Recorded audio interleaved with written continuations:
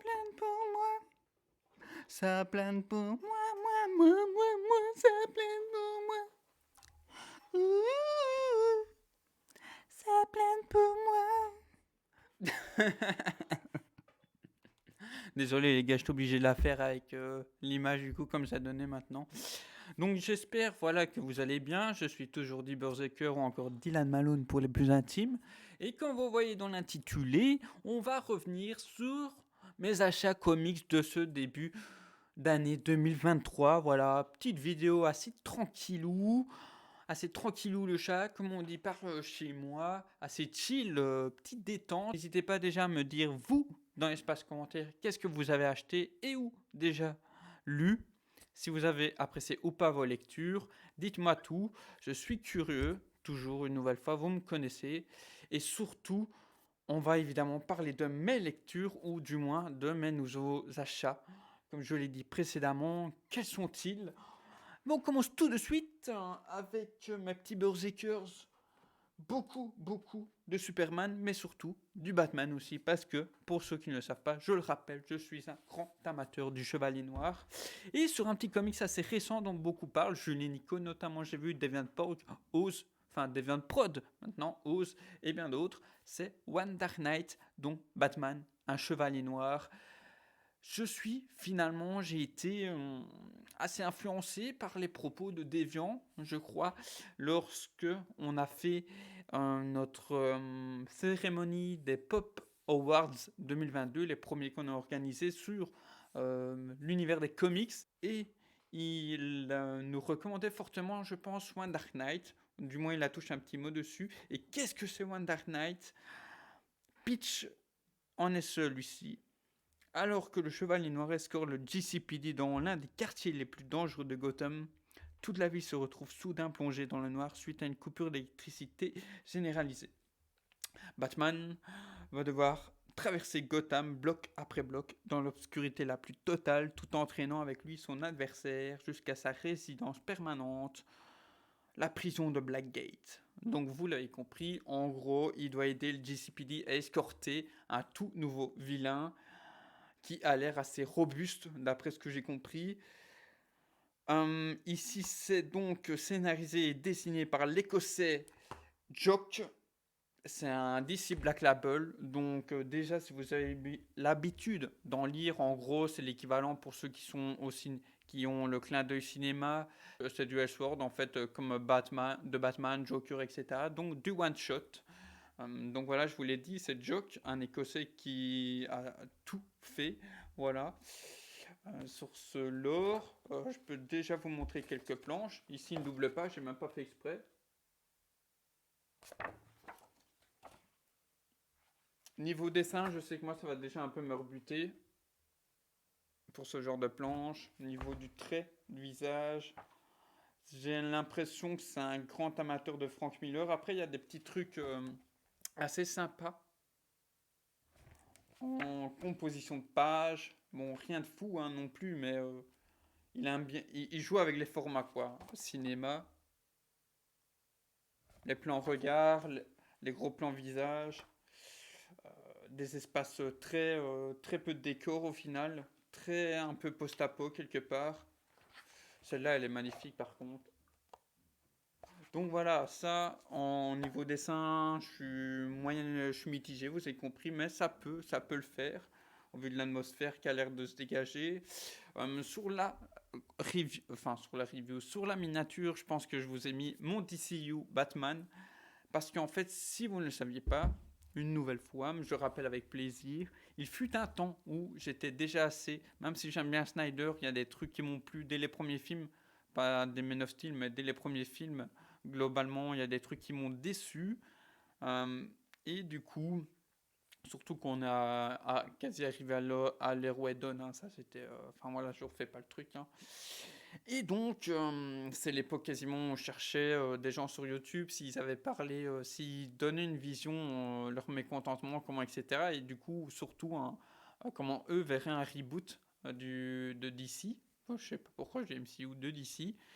C'est comme ça que je suis tombé sur Oz notamment. Et moi, je crois quelques temps après, quasiment presque en même temps que lui, je crois, j'ai fait la même chose que lui a... Enfin, lui a parlé de la Trinité, ben, j'ai fait pareil. Et j'ai parlé de la Trinité euh, du MCU.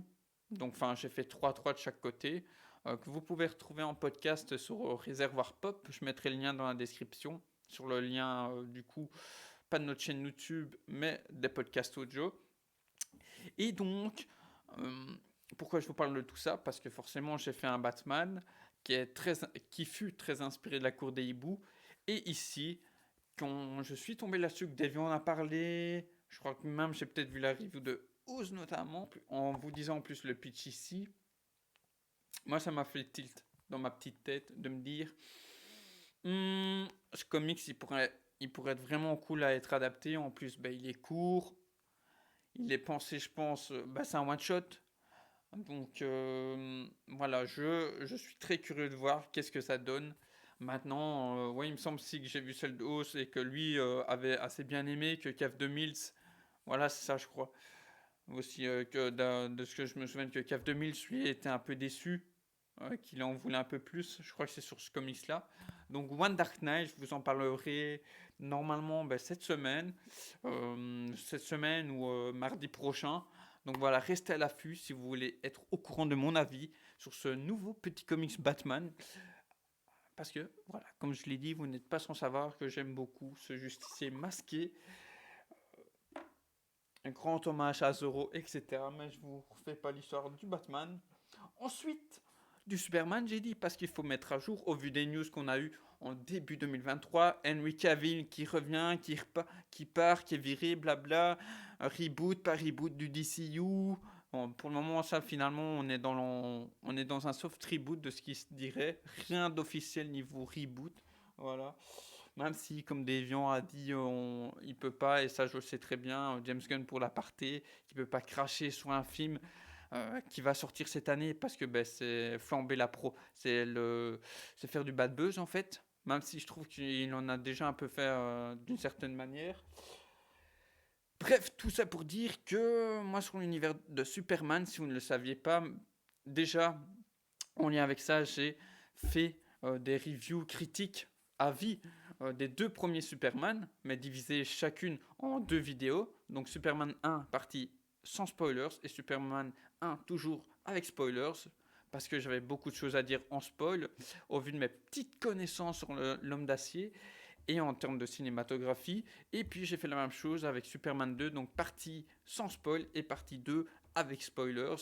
Voilà, si ça vous dit, je vous mettrai les liens et où vous serez renvoyé vers une des vidéos enfin de celle-ci. Tout dans la description de toute manière globalement. Et donc, le toujours dans cet aparté, je vais parler de Superman 3 d'ici la fin du mois. Normalement, et Superman 4 le mois prochain, ou peut-être les deux ensemble, ça dépendra, parce qu'ils ont l'air assez très similaires au niveau de l'écriture, de ce que j'ai cru comprendre, vu de petites bandes annonces autour de moi, etc. Et parce que ça n'a pas l'air si foufou que ça. Donc à voir. Et pour ce faire, pour m'aider, c'est pour ça que je me retiens de le regarder pour le moment, parce que je ne les ai pas encore vus. Voilà. Mes parents m'ont peut-être fait cette grâce de ne pas les voir, de ne pas me faire voir ces horreurs, d'après ce que j'entends dans le milieu. Je me suis pris ça, voilà, parce que moi je suis un petit amateur de l'homme d'acier en comics. Je suis plus connaisseur côté animation surtout, et film. Donc voilà, Superman Anthologie. Et qu'est-ce que c'est? Ça retrace donc, comme toute anthologie, les grandes histoires d'un personnage, d'une équipe, surtout chez DC aussi. Et donc chez Marvel par exemple, c'est les Je suis Thor, Je suis Iron Man. Et ici donc on commence de 1938 et on va jusqu'en 2012. Ce sont les 12 meilleures histoires, du moins les plus importantes au niveau de son évolution comics, d'après Urban. On a en 38 Action Comics les débuts de Superman. 42 Superman 17 Quel homme est donc Superman? En 48 Superman 53 l'origine de Superman. Donc c'est là qu'en fait je pense Bill Finger pour le moment le meilleur auteur de Superman qui a travaillé sur Batman, ça m'étonne pas. C'est le meilleur pour l'instant que j'ai lu sur lui parce que en plus là vous vous dites mais attendez ça fait 20 ans 10 ans qu'on a du Superman et on n'a pas les origines. En fait, si, pour ceux qui ne le savent pas, il y a des bouts d'origine parce que j'ai commencé à lire le bouquin, hein, voilà. Il y a des bouts d'origine à gauche, à droite, mais c'est Bill Finger qui va tout rassembler. Si je me trompe pas au niveau de l'auteur, c'est lui qui va tout rassembler et rendre ça un peu plus intéressant. Donc voilà, vraiment l'histoire classique telle que vous la connaissez, c'est Bill Finger, si je ne dis pas de bêtises, mais ce sont bien Joe Shuster et Jerry Siegel, les créateurs. Voilà. Euh, en 58, on a donc Action Comics 242, Super Duel dans l'espace. Ça c'est... est-ce que c'est avec Brainiac? Non, Brainiac c'est après. Je saurais déjà plus vous dire qu'est-ce que c'était 58, attendez que je revoie un petit peu. Donc, hop, 58. En 58, qu'est-ce qu'on avait?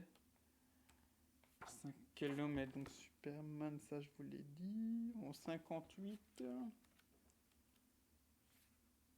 Oui, c'est ça. Donc, c'est avec Brainiac. C'est ça. Pour la période 58.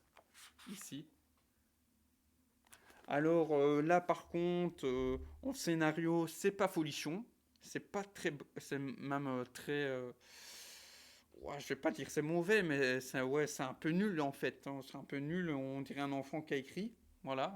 Et en dessin, par contre, le seul truc un peu dérangeant, je sais pas si je vais vous le montrer, il me semble que oui, c'est ça. Euh, Ici, on a un Superman, c'est compliqué hein, au niveau de la posture, vous voyez ou quoi? Il a un corps trop musclé et une petite tête. Donc voilà, c'est pas des plus intéressants cette partie-là. Et ensuite, je crois que c'est l'aventure d'après. Et l'aventure d'après, c'est ça, l'aventure d'après, on est en 60, retour sur Krypton. Donc là, c'est la fameuse histoire où il poursuit il est dans l'espace, il tombe sur un extraterrestre et hop, par enchantement, il se retrouve dans une nouvelle timeline qui est celle qui remonte, je ne vais pas dire des millénaires, mais bien des années avant qu'il arrive sur Krypton, avant que Krypton explose. Et du coup, il arrive sur cette planète, sa planète natale, il va rencontrer ses parents, etc. et tomber amoureux d'une femme. Donc vraiment, là, on est sur un peu ce qui m'a dérangé dans le début du film Robin Hood avec Kevin Costner, c'est-à-dire on a un gars qui est là, bien que c'est pas le truc principal, il est quand même là en mode je veux pécho. Donc voilà, c'est ces deux petites lectures là, la suite où j'ai eu du mal, comme vous le comprenez. Et ensuite, par contre, on passe à 61, Superman 149, la mort de Superman. Donc oui, la première mort de Superman, c'est en 60, avec la première arrivée. Du moins, il me semble que c'est ça, sinon il ne l'aurait pas mise. La première arrivée de Lex Luthor. En gros, c'est on pourrait dire un black label, hein. En gros, c'est quelque chose, comme ils disent, qui était imaginé. Donc, en gros, je reprends les termes de ce qu'ils disent. L'épisode qui suit appartient aux histoires imaginaires, une catégorie d'aventure qui a fait le succès des magazines Superman dirigés par Mort Weisinger, entretenant ce jeu de référence constant avec la connaissance des lecteurs du héros, de l'univers du héros, mais aussi des règles du statu quo. Les fans de tout âge le savaient, à l'époque, Superman ne pouvait révéler sa double identité.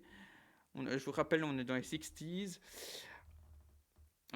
Sa double identité, donc des années 38 aux 60, on n'a pas eu, comme vous le comprenez, de révélation d'identité, ou encore de décider qui de Lana Lang ou Lois Lane il était amoureux, et encore moins périr au cours d'une mission. Bref, il était cheaté, il savait pas avec qui sortir, et il jouait encore sur sa double identité. Voilà, c'est les bases de Superman, même si vous allez vous dire, ben, ils ont fait quoi en 20 ans? Il faut un début à tout.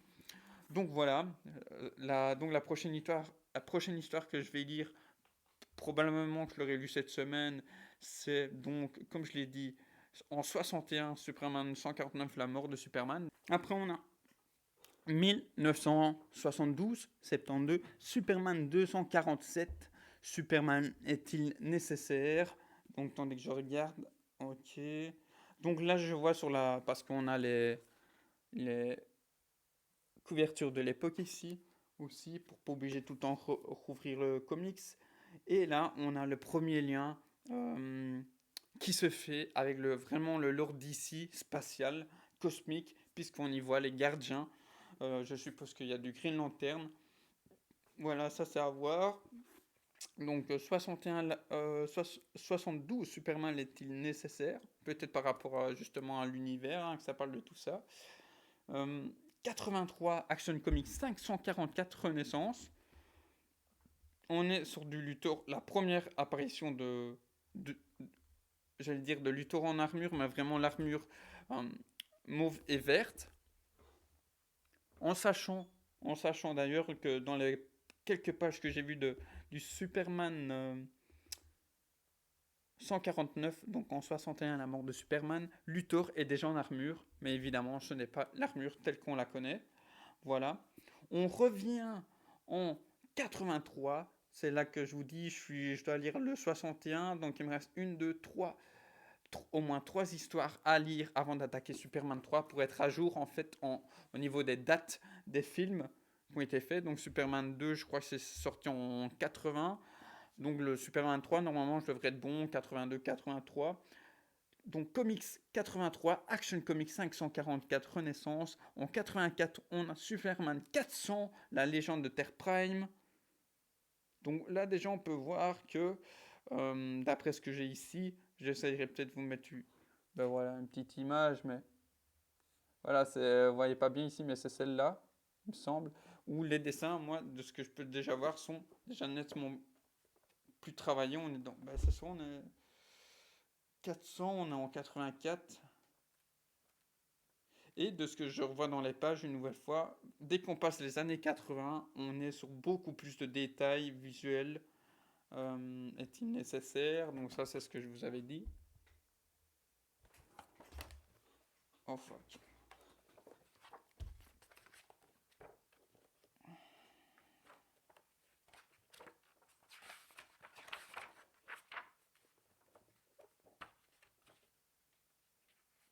Un genre de détail que vous pouvez avoir dans ces runs des années 80.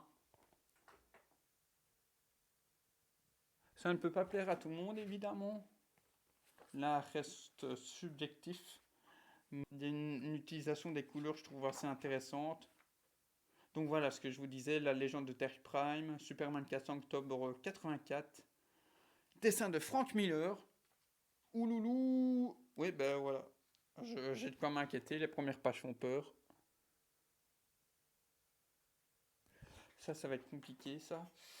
Ensuite, on est 87, Superman V2, 11, le grand jeu. En 87, du coup, qu'est-ce qu'on a? On est... Ah oui, du coup, je reconnais un personnage Silver Claw, je crois. Euh, dont d'ailleurs, ben oui, je parle beaucoup de Oz parce que ben, c'est la chaîne spécialisée un peu française de DC. Et parce que le personnage que je viens de voir a été traité sur la sienne. Donc là, on serait en. Je suis en 90 là. 87.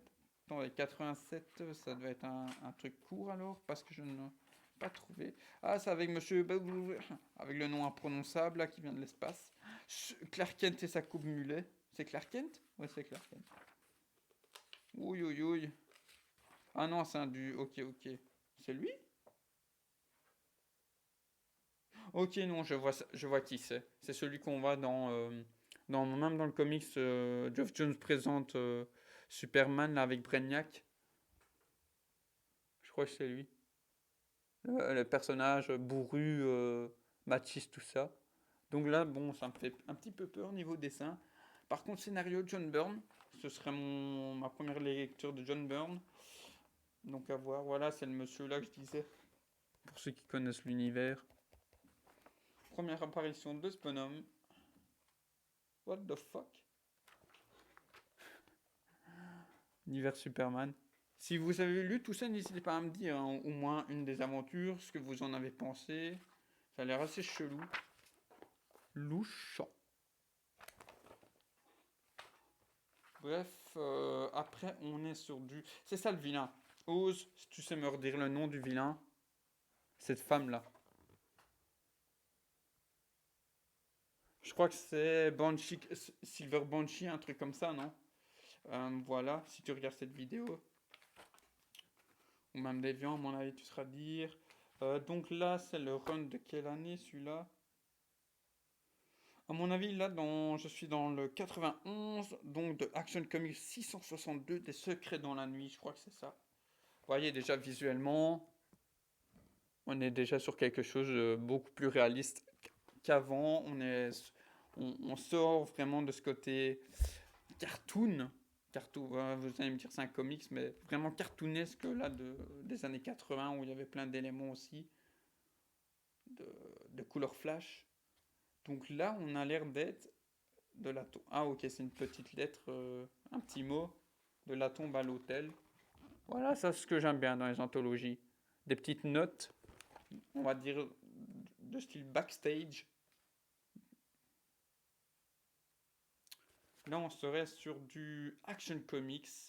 Je vous ai dit oui, donc là, on est sur celui de 2001. Le numéro 775, scénario Joe Kelly, dessin Doug Mank et Libermero. Ok, ok, ok. Qu'est-ce que la vérité, la justice et l'idéal humain ont de si drôle? Voilà. Là, depuis la fin des années 80, on vient à du Superman beaucoup plus sérieux. Les vilains, on voit qu'on est à la fin années 90, hein, on est sur des gars un peu bodybuildés, tout ça. Et d'accord, ok d'accord. Je suppose peut-être première apparition du Manchester Black. Voilà, donc Manchester Black, ceux qui ne savent pas, c'est ce monsieur ici,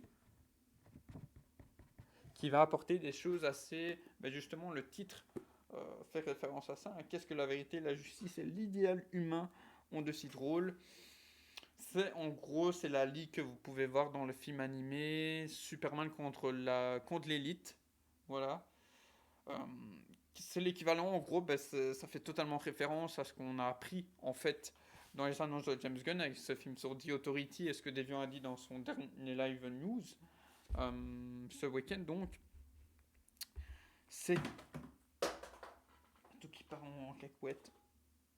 C'est donc là où Superman s'est du mal parce que c'est un homme très optimiste. Du coup, on a vraiment ce côté super-héros, anti-héros, vilain. Eux, ils situent vraiment, de ce que j'ai compris, voilà, c'est une variable en plus. C'est entre l'anti-héros et le super-héros. C'est-à-dire, je reprends les termes de Deviant, parce que moi, j'ai pas encore lu The Authority. Ce serait des super-héros, mais si ils doivent se salir les mains, donc vous me direz c'est des anti-héros, hein. Sauf que apparemment c'est plus complexe que ça. Donc un exemple, je reprends un des exemples qui disait, s'il y a une invasion alien, qu'il y a 5000 morts, par contre humains, etc., dans une ville, voilà, ils seront pas plus embêtés que ça, quoi. Et un autre exemple qui donnait, s'il y a un dictateur quelque part, du coup, dans un pays qui fait donc de la merde, ils vont pas chipoter, ils vont aller en 2-2, et c'est fini. Donc là, moi, comme ça, je dirais c'est du vilain, mais d'après ce qu'il dit, ce serait un peu plus nuancé que ça. Un peu plus nuancé, davantage que les boys. Et pourtant, ceux-ci sont déjà pas mal. Enfin, voilà pour la partie. Ouais, ouais, je vois que ça va être intéressant, ça va être intéressant. Ça peut être intéressant au cinéma, ça. D'ailleurs, je vais vous mettre le lien, je crois. Nando, pour ceux qui connaissent qui a un bien d'entendre de l'anglais, je pense que de toute façon, aujourd'hui, tout est traduisible hein, sur Internet. Et donc, vous avez les sous-titres. C'est un monsieur, comme je vais faire un peu davantage cette année, je commencerai par Superman d'ailleurs. Mais en fait, mon histoire de podcast, je reviendrai, mais vous verrez, le format sera différent, ce sera sur cette chaîne-ci, plus ou moins dans le style de ce qu'il fait, c'est-à-dire que, d'ailleurs, Superman, il l'a fait, il a donné son pitch, voilà, il appelle ça My Pitch, le titre, c'est à peu près ça, My Superman Pitch, un truc comme ça, ou My Pitch for Superman, DCU, un truc de ce style-là dans le titre, et du coup, il donnait son histoire, on voit des têtes d'acteurs, et Manchester Black était dedans justement pour faire apporter cette nuance à Superman au cinéma, le rendre davantage intéressant et vraiment tous les parties en fait bien les nuancer. il a traité d'autres choses, mais enfin voilà. Je parle beaucoup. Donc après 2001, il nous reste trois dates, 2003, 2011 et 2012 ici. En 2003, on a Superman et Batman, question de confiance. Donc je vous l'ai dit, début 2000, fin 80. On est déjà sur des trucs plus sérieux. Question de confiance, Alex Ross et Ship Kid au scénario. Je pense que je vais en prendre pour mes yeux. L'incident, on est sur du Action Comics 900, juin 2011, scénario David S. Goyer et dessin Miguel Sepulveda. Donc S. Goyer notamment qui a travaillé sur le film Man of Steel ou encore BVS, il me semble. On est sur du dessin très réaliste. Enfin très réaliste, les proportions sont compliquées comme un niveau visage. Là, on est ben voilà sur du on est sur le garçon qui vole la cape de Superman Action Comics V2 numéro 0. Oui, parce que souvenez-vous, on a déjà cité un Action Comics V2. Novembre 2012, scénario de Grant Morrison, dessin Ben Oliver. C'est le fameux Superman en pantalon, t-shirt arborant le S. Scénario, ce sera mon premier Morrison aussi. Daily Star, ok, donc on revient, gros clin d'œil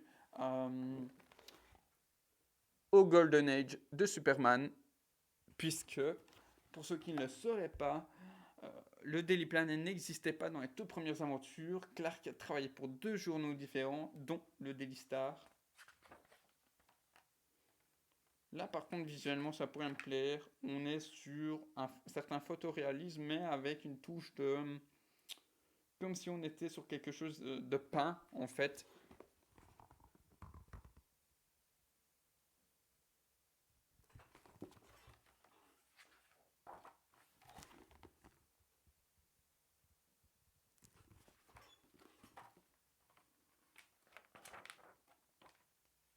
Par contre, moi, le truc que j'aurais pas fait, parce que le S sur un t-shirt, pour moi, ça vient de.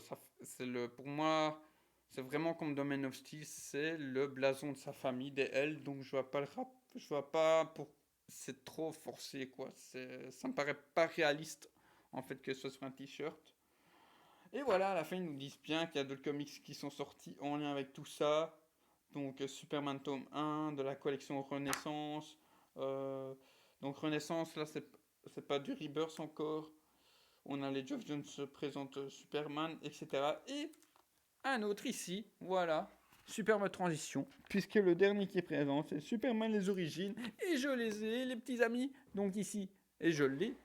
Superman Anthologie. Il me reste encore une bonne partie à lire. Voilà, je prends mon temps, c'est des bonnes petites aventures. Enfin, les deux là que je vous ai dit tout à l'heure, fin 60, j'ai eu quand même du mal. Ah oui, ça après. Du coup, on va parler de... Voilà, un petit pavé aussi. Superman, les origines, Mark Waid, Lennis Francis Yu. Donc là, ils disent pas que c'est un DC Black Label. Donc, je ne sais pas s'il y a des suites de cela. En tout cas, pour le moment, ça a l'air d'être one shot. Et de quoi ça parle, ces nouvelles origines? C'est Clark Kent est un apprenti reporter parcourant le monde en visite sur le continent africain. Il se lie d'amitié avec les résistants et y apprend une douloureuse leçon quant aux valeurs de vérité et de justice. Oui, je souris. Il était dégueulasse mon sourire. Oui, je souris parce que ça fait écho en fait à ce que je reprochais du tout premier film Non, deuxième film Superman, où celui-ci abandonne, attention spoilers, abandonne trop vite son côté. Ben je renonce à mes pouvoirs parce que l'amour, quoi, en fait. À mon avis, vous avez fait des yeux comme ça aussi, comme moi, là, par rapport à ce que je viens de dire, si vous ne savez pas. Mais voilà, le film de Reeves, c'est vraiment une grosse lettre d'amour, faut voir ça comme ça. Enfin, de Reeves, de Donner, une grosse lettre d'amour, c'était là où toutes premières aventures de Superman dans Action Comics et dans les Superman des années 30-40. Euh, Parce qu'il y a des trucs, même si on pourrait se dire que ça a été sorti dans les années fin 70, 80. On est plus sur du vraiment un début de Superman de ce que j'ai lu, quoi. Et ouais, certaines facilités même de ce qu'il y a eu dans les autres.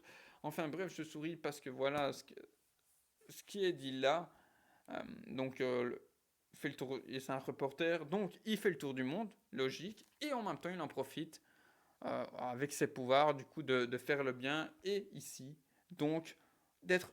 C'est tout con, mais je crois que ça vient d'un autre comics aussi. Je crois que ça s'appelle P, un truc comme ça. Il doit y avoir autre chose dans le titre dont j'ai entendu parler sur la chaîne de Oz, même Danto, etc., il me semble. Parce que c'est comme ça, comme ici, ça fait travailler le fait d'être en contact avec les gens par son travail, les valeurs de vérité, de justice qui sont les siennes, qui sont principalement les siennes. En quoi on reconnaît Superman, de ce que j'ai compris, de ce que je vais continuer d'apprendre sur lui.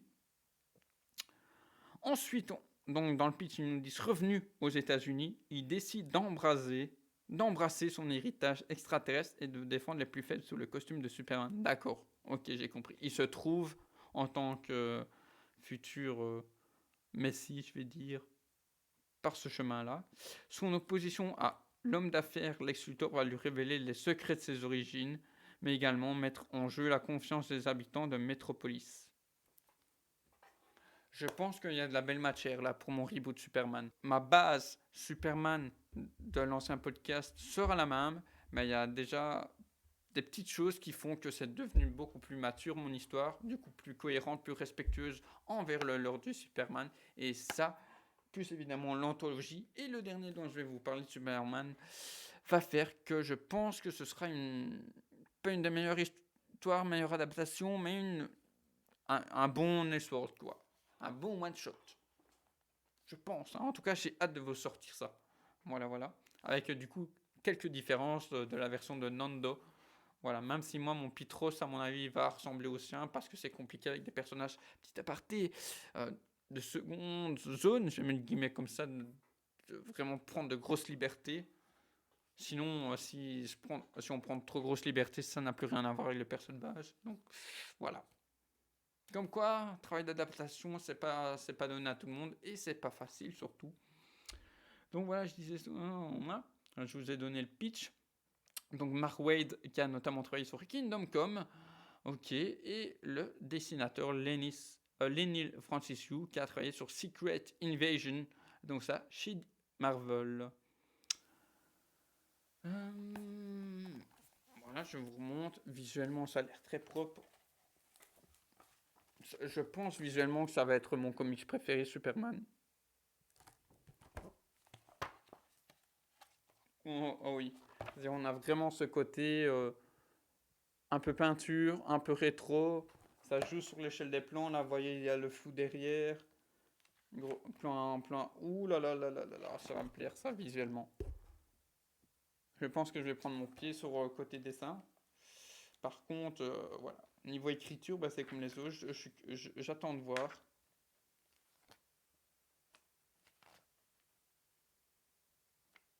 Damn!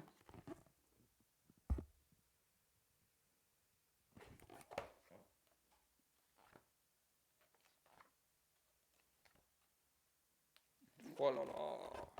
Mais regardez-moi ça. Bon, j'arrête de vous en montrer un parce que sinon.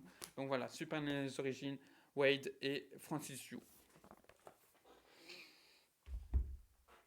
Et tout dernier comics dont les rubriques de G ont parlé hier justement, c'est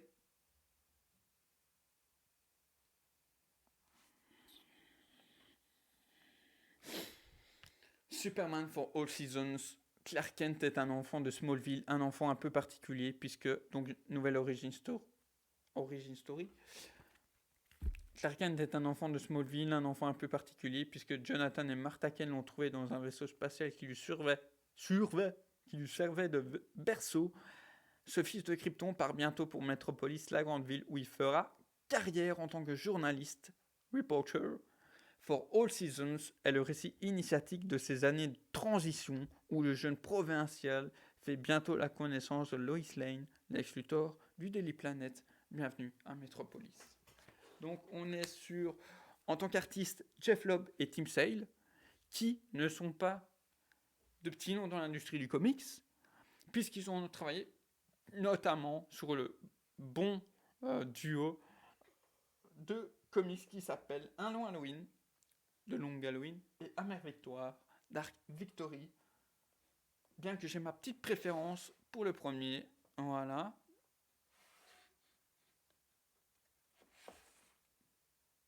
Et voilà. Bien que, pour ceux qui ne le savent bien, mais je rappelle quand même aux néophytes, ces petits comics-là, c'était d'abord quelques issues, et puis hop, une réunion en amenant une autre. On fait que. Et puis en parlant avec l'édition en elle-même. Voilà, mais c'est davantage détaillé dessus. Si vous voulez, j'en reparlerai aussi sur la chaîne de tout ça. Des backstage de la création de ces comics. N'hésitez pas à me dire. Hein. Donc voilà, Fall Seasons, Jeff Loeb, Tim Sage, je vous montre quelques planches. Moi, c'est du style vintage. C'est vrai que je suis pas fan du caleçon une nouvelle fois, mais bon, là avec la pâte, ça se marie assez bien. J'aime bien le. Donc là, je suppose que c'est Luthor. On est sur du côté une nouvelle fois peint, mais propre à. C'est pas le. Comment je vais dire. Ça change un peu quand même au niveau. Pas dans les traits visuels, mais dans la colorisation par rapport au Batman. Bon, là par contre, je ne sais pas qui est ce monsieur dans le sous-marin, mais il fait très penser à Carmine Falcone. Oh, moi, je trouve ça magnifique. J'ai très très hâte de lire du Superman. Je pense, une nouvelle fois sans vous cacher, je l'ai déjà dit plusieurs fois, que visuellement, les Superman vont être dans mes comics préférés. Un petit côté Man Murdock, hein, n'est-ce pas? Sur cette page-là. Donc voilà, c'est court. Des robots Luthor, ça m'étonne même pas. Donc voilà. Et ça m'est venu aussi vite que ma commande, hein, donc c'était par un site front. Bah, de toute façon, vous pouvez tout commander déjà sur la Fnac. Si vous êtes curieux de tout cela, Superman for All Seasons, les origines, anthologie et One Dark Knight. Donc voilà, ça je vous en parle cette semaine ou mardi prochain. Ça, je continue de lire ça et je continuerai forcément en espérant reprendre les Berserk Show de cela, parce que les Berserk Show notamment, ça me permet de faire quelques vidéos de la semaine, mais aussi de revenir sur quelques actus. Au pire, si j'en parle pas cette semaine ou dans les prochaines, j'en parlerai dans Superman 3 et Superman 4, les reviews, partie sans spoilers, partie avec spoilers. N'hésitez pas, tout sera dans la description, allez checker si vous êtes curieux, et si vous avez vu les films ou pas, de mon avis sur Superman 1, Superman 2, toujours avec Christopher Reeves, changement de réalisateur, Richard Donner sur le premier, Richard Lester sur le deuxième, enfin voilà, je vous dis tout dedans. Superman les origines, son nom est dit dedans, donc nouvelle origin story, et pareil ici, plus court, Tim Sale, Jeff Loeb, notamment travaillé sur Long Halloween, Dark Victory. Je suis très chaud de vous parler de tout ça davantage sur cette chaîne ou même peut-être sur Réservoir Pop.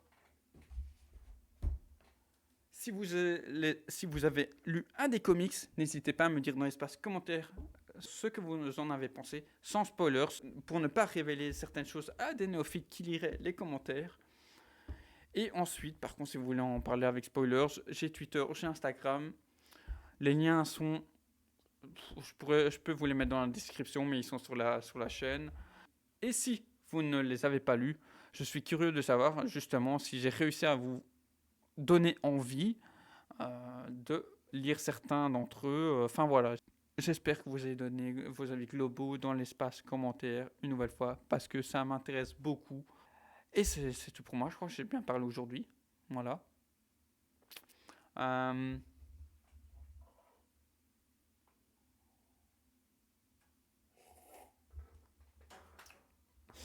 Je vous fais la bise. À la prochaine pour de nouvelles vidéos toutes fraîches. Demain, comme toutes les semaines, donc les mardis, c'est un rapport avec un comics. Je ne sais pas si vous l'aviez remarqué. Tous les jeudis, rapport avec un film. Demain, je devrais vous parler d'un film. Je pense que je vais vous parler de Diabolique, donc qui est un petit film passé inaperçu. production italienne, que c'est une adaptation de bande dessinée des années 60, 50-60, il me semble. Certaines sont dispo sur la Fnac, mais déjà plus de premiers tomes. Donc voilà, je voulais vous en parler, mais c'est pour ça que j'ai regardé sur le site de la Fnac, mais il n'y a plus de premier tome, donc c'est compliqué, ce serait compliqué. Enfin voilà, je vous toucherai quand même un mot sur la partie bande dessinée en amorce de cette critique, de cette petite critique, je pense. Et qu'est-ce que j'allais dire? Et tous les jeudis ou vendredis, je parle de séries. Donc cette semaine, ce sera Tales of the Walking Dead. Je sais que c'est sorti il y a déjà un petit moment, donc beaucoup en ont déjà parlé. Mais du côté francophone, c'est sorti seulement en ce début d'année sur OCS. Donc ça, c'est pour la France. Et sur... Attendez que je me souvienne. OCS.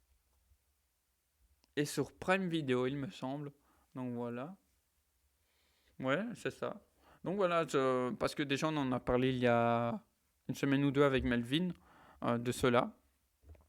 Et puis parce que lui c'est un gros fan de Walking Dead, moi pas du tout. Hein. Je rappelle, j'ai pas encore vu le. En fait, c'est pas que j'ai pas encore vu. J'ai vu le premier épisode il y a un moment, mais j'ai pas du tout accroché. Je trouvais ça immature dans les dialogues et du coup ça m'a pas touché, ça m'a pas palpité. Voilà, ça m'a pas percuté. Je trouvais ça banal, quoi. Donc, et c'est vrai que déjà dans le genre, pour la partie Walking Dead, j'ai déjà du mal parce que le côté survival, il faut que ça a des couilles, quoi, vraiment, pour me parler davantage. Voilà, il faut que ça mette le paquet. Là où je sais que pour certains, moi j'ai vu des fictions qui certes sont peut-être aussi légères que ça, mais voilà. Désolé si je suis dur, moi c'est comme ça que je l'ai ressenti le pilote, le tout premier épisode. Je parle beaucoup, je pense que je vous ai déjà perdu. Je vous fais la grande bise, portez-vous bien, à demain pour de nouvelles aventures, de nouvelles petites vidéos toutes fraîches comme je l'ai dit. N'oubliez pas le petit like, ça aide au référencement. Si vous tapez 10 beurre de cœur ou HLComics, tac tac, vous me verrez moi dans les premiers. Et c'est toujours cool, comme ça fait plus de retours pour moi si je peux enfin en avoir. Et ne pas oublier de cliquer sur la cloche pour ne rien rater de cette chaîne en renouveau. Voilà, parce que ça fait un moment que je suis dans l'aventure YouTube et je finirai sur ces deux petits mots qui ont servi d'introduction. Ça plane pour moi.